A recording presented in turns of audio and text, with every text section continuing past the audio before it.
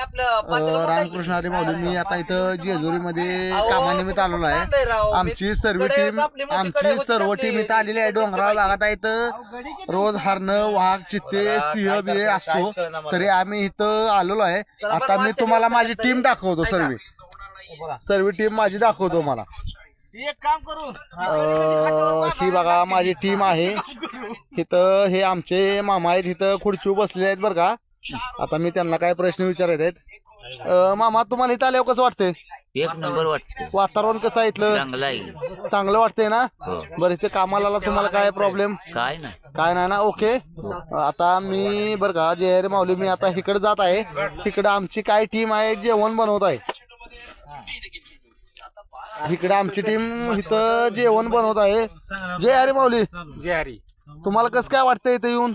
आम्हाला एकदम वातावरण शांत आहे, सुंदर आहे, एक नंबर आहे. इथं डोंगराळ भागात तुम्हाला काय भीती वाटते काय का? भीती कुछ नाही, काय नाही. बरं, आता तुम्ही इथं कडे ठेवलेले आहे, इथं जाळ घातलेले आहे. त्यात काय शिजत टाकले तुम्ही? त्याच्यात बिर्याणी बनवायची. चालली हो. बिर्याणीचा प्रॉब्लेम आहे का? ओके.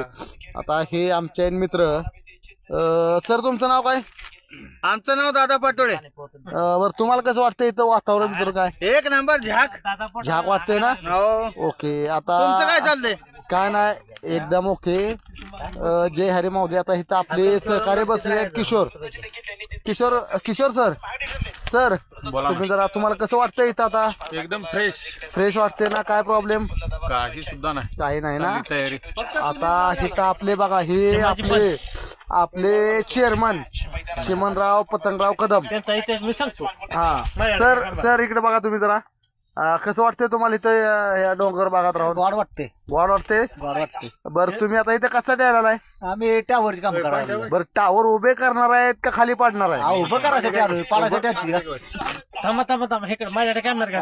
नाही, उभं करायला. बरं का सेट कॅमेरा चालू आपला. चालू आहे ना सर, बोला ना सर. तर तुम्ही चिमाजे पण म्हणला तुम्ही. हा. चिमाजे पण मला एक आठवलं थोडस. हा, बोला ना सर. ह्यांनी पहिल्या काळात बर का, आम्ही बारका छोटस होतो हा तेव्हा ह्यांनी नदीला पैशाचा तुम टाकला होता.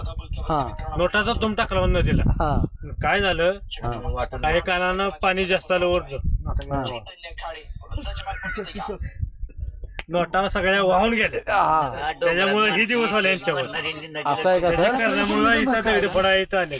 दगडी फोड आले ते? अहो, नोटा जरी वाहून गेल्या माझ्या, तरी गुपित धन आहे इथं माझं. गुपित धन आहे, तुम्हाला कोणाला कळलंय का? हे गुपित धन काढायसाठी मी इथं आलेलो आहे.